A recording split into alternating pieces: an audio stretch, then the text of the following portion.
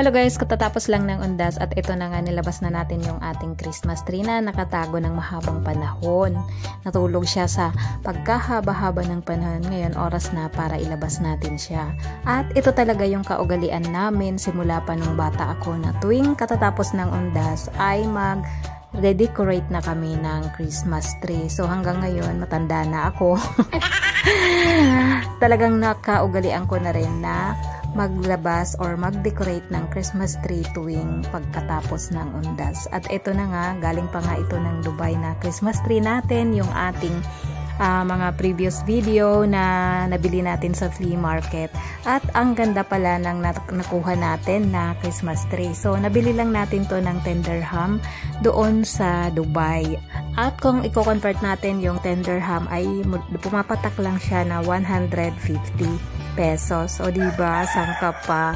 Ang ganda niya talaga. As in, mayroon pa siyang kasamang mga decoration yan, kagaya niyang cherry na yan. At yung, ano bang tawag doon, hindi ko alam. Basta, meron na siyang mga nakasabit dyan na mga na decorate din. So, tuwang-tuwa ako dito sa nabili natin na Christmas tree sa Dubai. Kasi, konting, na lang, dagdag ng mga balls or bulaklak na italagay natin dito sa ating Christmas tree ay talagang bonggacious na ang ating Christmas tree. So meron siyang taas na 5 feet at ang nagustuhan ko dito sa Christmas tree na to, makapal yung mga hibla niya, yung parang mga dahon-dahon niya, talagang ang kapal niya, hindi kagaya yung mga nabibili rito sa Pinas na ang mahal-mahal na niya, yung ganito kalaki ay umaabot na ng mga 6,000 at hindi pa siya ganyang kakapal yung mga dahon-dahon niya. So, tuwang-tuwa talaga ako dito sa aking nabili sa flea market doon sa Dubai. Alam niyo naman yung ang lingkod ay napakahilig talaga sa mag-decorate ng Christmas tree. At ito nga yung aking anak nagsasampay ng kanyang nilabahan. Kaya pa hara-hara siya dyan sa aking camera. At itong bahay namin, nilalagyan namin ng takip ng bintana dito sa may daanan. Kasi nga yung mga manok, pumapasok sila dito sa loob ng bahay namin. At alam niyo naman, nagdudumi sila. Kaya yan, nilalagyan namin ng harang.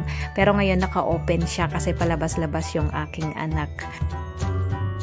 At ayan, unti-unti na natin natatapos itong ating Christmas tree at mamaya-maya lang ay maglalagay na tayo ng kanyang mga decoration.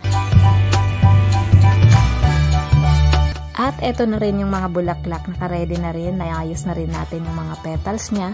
Meron ako ditong kulay beige, red, yellow, golden yellow na mga bulaklak at saka silver. So yan yung ilalagay natin dito sa ating Christmas tree at may mga balls din ako na iba't iba ang kulay.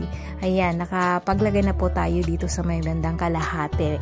Medyo tanghali na po at kami ay magtatanghalian muna. So iniwan ko muna yan sandali at pagkatapos kong kumain ay tinuloy ko na rin. So ayan na po yung ating Christmas tree, konti na lang po at matatapos na natin sa yung dito sa may bandang taas.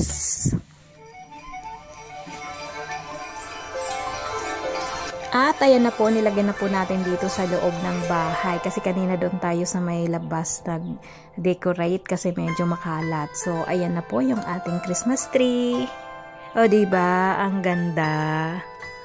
So hanggang dito na lamang guys and thank you for watching.